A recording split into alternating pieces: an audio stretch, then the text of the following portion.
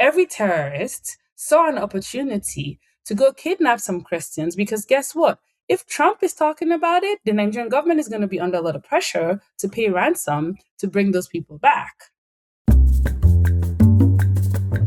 Welcome to Global Dispatches, a podcast for the foreign policy and global development communities and anyone who wants a deeper understanding of what is driving events in the world today.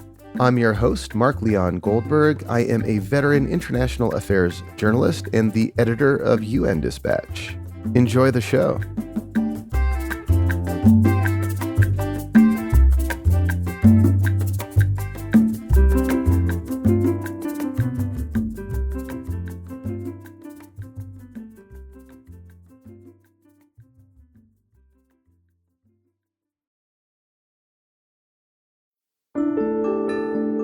On Christmas Day, the United States launched a series of missile strikes in Nigeria, ostensibly against jihadist groups.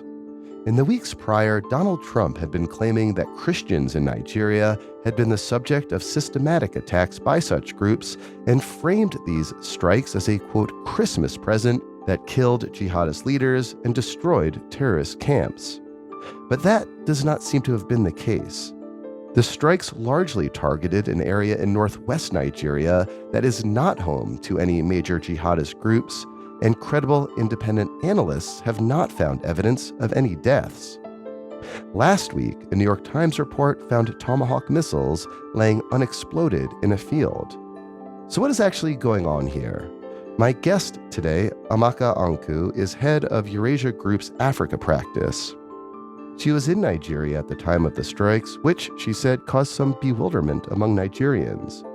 We kick off discussing what we know about the missile strikes and why the region targeted was politically convenient for both the American and Nigerian governments.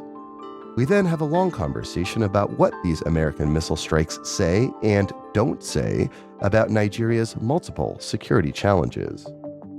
These strikes in Nigeria were largely, in my view, driven from the news by U.S. actions in Venezuela, but deserve, I think, further explanation and further probe. And so I was very glad to bring you this conversation today.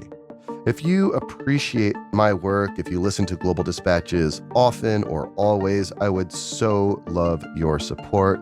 Please visit globaldispatches.org and get a paid subscription. I can't keep doing the show without your support, so thank you. Now here is my conversation with Amaka Anku of Eurasia Group.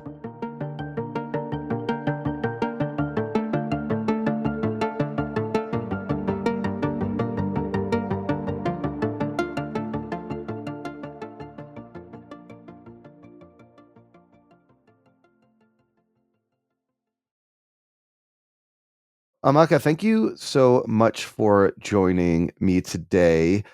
To kick off, can you just walk listeners through, at best we know, what happened on Christmas last year? What do we know about these strikes?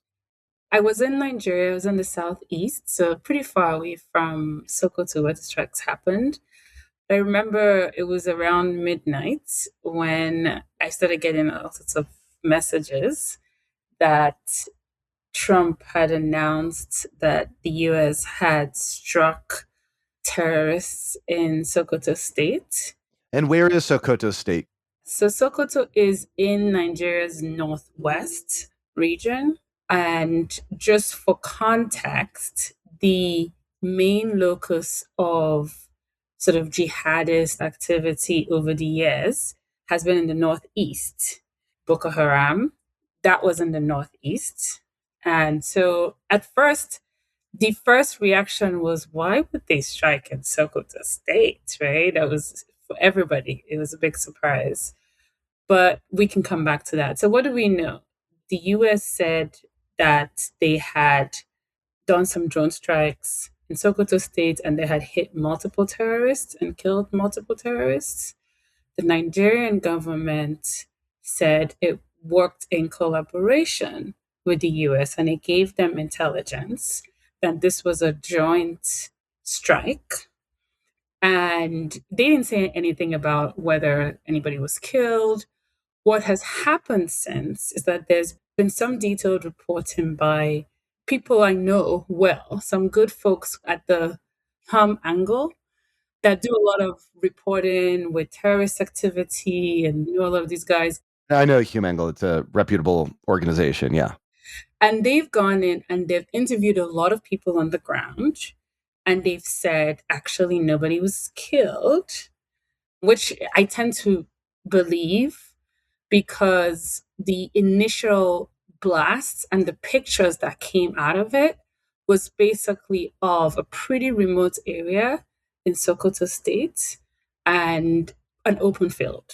So no one was killed in these strikes, despite Trump administration saying otherwise. That's what it appears. And this issue of, now Tomahawk missiles and other ordnance that are just kind of lying in field seems to be the newest iteration of this story, with reporting coming out in recent days that there seems to be just a number of just missiles lying unexploded in random like onion farms. That's a problem and it's a concern. And I know that the Nigerian authorities have been warning people not to play with those things. If you see things that look like missiles, please don't go too close. Please don't play with them. Obviously, they probably have to send in units to go in and clean up all those things and make sure that there aren't any casualties. So, as best we can tell, there were a number of strikes in remote places in an area that is not a hotbed of jihadist activities. Like, what's been the Nigerian government's explanation for what happened? I mean, there's no explanation of that part. When I say that part, I mean the fact that this happened in the Northwest, which is not the center of jihadist activity. What they have said was that they coordinated with the Trump administration. I need to give you a little bit of context here, make this make sense. Please. So, leading up to the attacks on Christmas Day, and this was a part of the symbolism of doing this on Christmas Day, leading up to the attacks on Christmas Day, the Trump administration had alleged that Christians were being killed in massive numbers in Nigeria, and that the Nigerian government needed to do something to stop all this, that there was a systematic persecution of Christians, and they even called it a genocide. And the Nigerian government needed to do something to stop it, or they would have to intervene, right? So that's the backdrop for this. And of course, in Sokoto and in the community that was ultimately struck, there are no Christian. I mean, Sokoto itself as a state is probably 95% Muslim. The community was Muslim. There's no evidence that there was any systematic targeting of Christians in Nigeria, much less, and especially in this area. And so there has, up till today, not been any explanation for that. Definitely not from Trump administration and not from the Nigerian authorities either. So what the Nigerian authorities have said, and we can talk a little bit about the context and why they've gone along. What they've said was, we're in communication with the US, we've coordinated with them, and we are carrying out attacks on terrorists. Obviously, they've been very clear about saying anybody who is killing anyone in Nigeria, whether they're Muslims or Christians, are terrorists. They've even gone as far as to label criminal bandits. So there used to be this distinction in Nigeria between jihadists and bandits. So there are lots of people who are cattle rustlers. Basically, they steal cattle. They operate. Those are mostly the bandits and the armed groups in the Northwest. Basically, they're thieves. They're organized criminal gangs. The Nigerian government has gone ahead and called them terrorists. Did they do that before these strikes? No. Sorry, it was before the strikes. It was after the Trump administration's accusations of this genocide. So that's fascinating. So the main sort of security issue in Northwest Nigeria where these strikes hit was banditry. And I've done other episodes on this show about that, in which you essentially have organized criminal groups going out, kidnapping people, stealing cattle, holding them for ransom. And this is just like a purely economic driven situation in which the perpetrators and the victims are overwhelmingly Muslims themselves. But fascinatingly, you're telling me that once the rhetoric by the Trump administration kind of shifted towards this idea that Christians were being persecuted in Nigeria, then the Nigerian government started calling these economically driven bandits as, quote, terrorists, kind of conflating them with the other kind of prevalent security issue in other parts of the country. Yeah, but there's a reason for that. So Nigeria has a long history of politicization of its security challenges.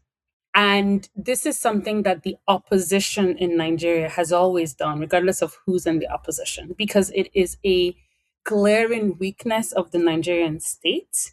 To give you some context, the numbers were not clear until the presidency announced itself that they were going to raise Nigeria's police force from 30,000 to 50,000. So think about this, right? This is a country with 230 million people estimated, and they have 30,000 police officers.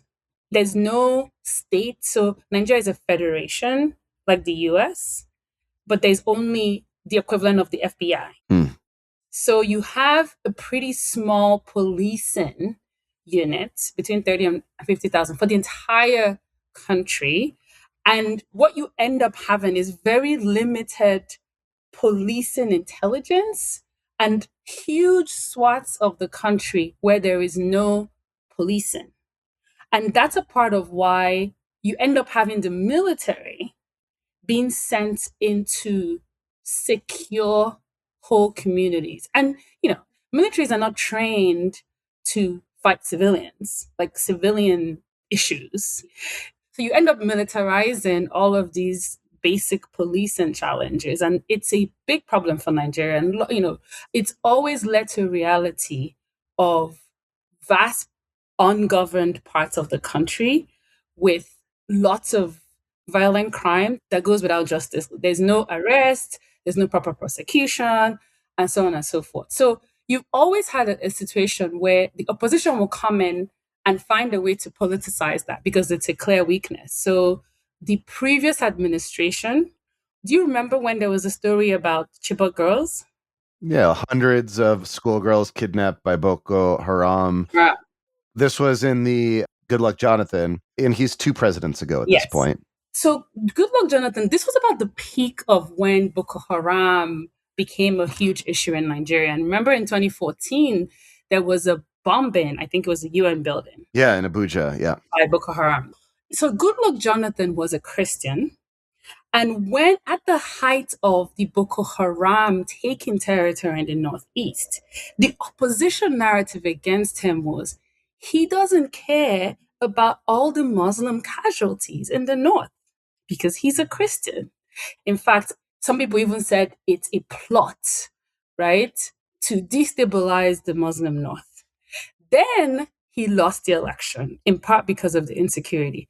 Muhammad Buhari, who was the next president, came in and he was a Muslim. And then the opposition narrative became he is looking to Islamize Nigeria. Hmm. And he's going to allow Boko Haram to run rampant, and they're deliberately allowing them and they're not arresting them, whatever.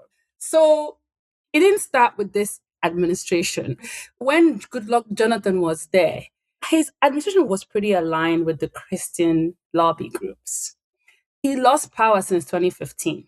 That's almost I guess more than 10 years ago. And since then, we've had a Muslim president. And so the opposition since then has been lobbying, including internationally, to say there is an anti-Christian agenda in Nigeria. It's just a part of the opposition's way to delegitimize the government. The current president, Tinubu, when he ran in for election in 2023, ran with a Muslim vice president, which was a departure from Nigeria's custom of splitting the tickets between religions. So that became something that Christian minorities in the North used to make the argument that he doesn't care about us. He hasn't even cared to put one of us on his ticket. And it inflamed that narrative. And Trump picking it up was basically a meeting of political objectives by Christian right movements in the US and opposition Christian movements in Nigeria. So this still, though, leaves unexplained why, in particular, they would target the northwest of the country, where there is not that kind of jihadist activity that's more prevalent elsewhere, like in the northeast of the country. A couple things there. One is Boko Haram has actually been substantially degraded since its peak. It's basically been a dying organization. It's been reduced to maybe a few criminals. There's a lot less Boko Haram activity. The bigger activity in the Northeast has been a different group called ISWAP, still not at the peak levels that they used to operate. So that still doesn't explain why didn't they attack ISWAP targets in the Northeast. The best explanation for that is that a lot of those communities and a lot of those groups are probably in very high, what I used to say, dense population. Mm. And they just went with a target. Maybe Trump said, we want to make a symbolic strike, give us something that makes sense. And they just had to pick something in a remote area that would have the least probability of hitting civilians. That would be my business. And the blowback that would come from that. Yeah. So, as you're describing it to me, it seems that the Trump administration was hell bent on attacking somewhere in Nigeria, in air quotes, coordinated with the Nigerian government. The Nigerian government gave them some remote targets that were far from any population center, that had little political resonance. And so everyone was seemingly like temporarily satisfied. Right, exactly. Where do we go from here then? Because, you still do have pressure on the Trump administration to continue in some way actions in Nigeria. So look, it's hard to say. This week, there's been some reporting that Nigeria is spending millions of dollars, actually about $9 million, on a right Trump-linked lobbying firm to try to probably get Nigeria off Trump's radar. And they're pretty effective people, so we'll see. Before the news of the lobbying contract, I mean, it's a very smart move from Nigeria, I'll say that. But I would have said that I doubt that I would expect maybe one, maximum two more strikes that they could do over the course of the year, depending on whether Trump feels it will help him in the midterm, for example, in terms of stoking up support from evangelicals in the US. So if the lobbying firm is effective, maybe that's something that doesn't happen, but it's definitely a possibility that there could still be one or two strikes. From the Nigerian government's perspective, it's very tricky for the government because you don't want, because of the narrative of Christian genocide, which has a lot of resonance in certain specific communities in Nigeria. And this is part of why they labeled all the banditry as terrorism. Everybody is frustrated with the violence and the clashes and the attacks. Everybody, whether you're Muslim, whether you're Christian. And then you layer on that there are a lot of Christian communities that feel aggrieved by the political context, the fact that the president didn't have a Christian vice president, the fact that just in general they feel, because people see things through their own clannish views, they feel that they are uniquely different from every other Nigerian who doesn't get justice. Nobody in Nigeria is getting justice on these issues, but they're only thinking about how they feel, so understood. And so in that context, it would have been very difficult for Tinubu's government to say the US offered to come bomb some terrorists and we said no, because it would play right into the narrative that you're somehow in cahoots with those terrorists and you don't want to kill them. So they had to say, Yes, it's a joint action. At the same time, you don't want to look like you've lost your sovereignty to the US and they can just come and do whatever they want. And then you also don't want to look like you're going along with what could be seen as an anti Muslim agenda from Trump. So they've tried to mitigate all these risks by going along, but keeping it still to, the president himself is not getting involved. This was a joint action. It was coordinated with us, blah, blah, blah, blah, blah. But still probably spending money on trying to make sure they don't come back to do it again. So far, it is working. In the North, the local response has been there's a sense that Nigeria is managing this unpredictable man in the US, right?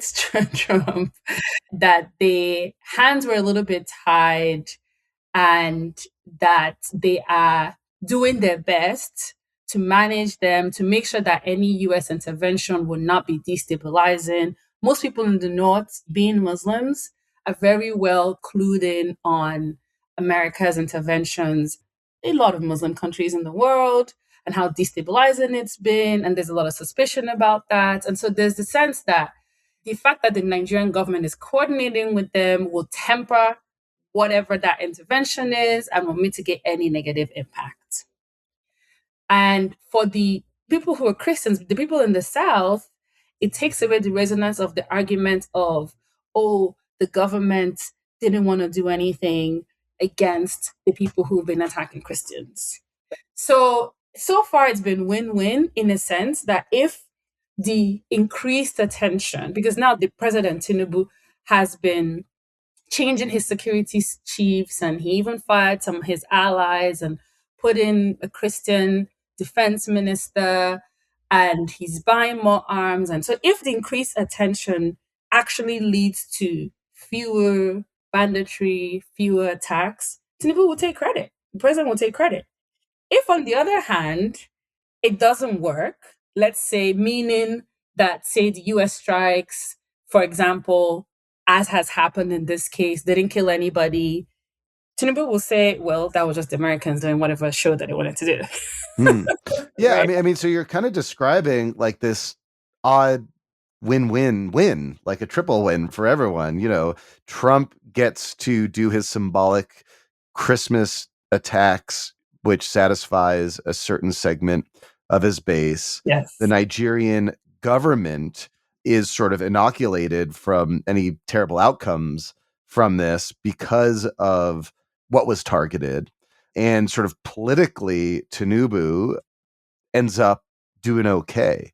But if there's like another strike at a different target, might that equation change? I think it depends, but I think the point you're getting at is more strikes would increase the risk to the government because of the uncertainty of how it would play out. So this has ended up well because it's been a little bit, locally a little bit embarrassing for the US, so kind of amusing. Haha, they said they came and killed some terrorists. We don't see anything. We see empty fields and nobody seems to die. Oh, okay, whatever. They just wanted to do a show. I guess we gave them a show. Hopefully they leave us alone now. If it happens again, then the risk of something going bad negatively will increase. The bigger risk for Nigeria, you don't want to become the theater of the imperialist US, right? It's like you don't want to then attract jihadist militants from all over the world to say, Nigeria is the place to go fight those imperialist The US. old flypaper theory. I've been doing this a long time. That's what they used to call it in the early 2000s. That's fascinating, though. So, yeah, if this would attract global jihadists to Nigeria in an attempt to take on the United States, that's the nightmare scenario here for Nigerians. Yeah. And that's a part of why they're trying to play this very delicate balancing act. You don't want to say, no, don't come here. Oh, you're doing this against our will. And then people are like, oh, let's go over there to fight those Americans who are terrorizing Nigeria. You know what, right? So not having more strikes would be better for the Nigerians to reduce the risk of getting any of these outcomes. But I think even another strike wouldn't be the worst thing, given how they've managed it so far. They would prefer not to have another one. They have elections next year for the government. So anything that, reduces sort of international attention on religious fault lines would be better. The other thing I would add, what happened when Trump came out and started talking about Christians being persecuted in Nigeria? What actually happened was he put a huge target on all Christians in Nigeria, especially in the north. Because what you do when you basically declare to the world that we only care about Christians in Nigeria, and the international media would follow any attacks on Christians. For 2 weeks after that, there were attacks on Christians everywhere, right? Every bandit, every terrorist saw an opportunity to go kidnap some Christians because guess what? If Trump is talking about it, the Nigerian government is going to be under a lot of pressure to pay ransom to bring those people back. That's how they see it. Or you can get international notoriety for your group by doing something when international media is going to come pay attention because Trump is talking about it, right? Mm. So what you don't want in a pre-election year is Trump continuing to talk about this thing that could actually increase attacks and banditry in your country. Amaka, thank you so much for your time. This was really helpful. Thanks for having me.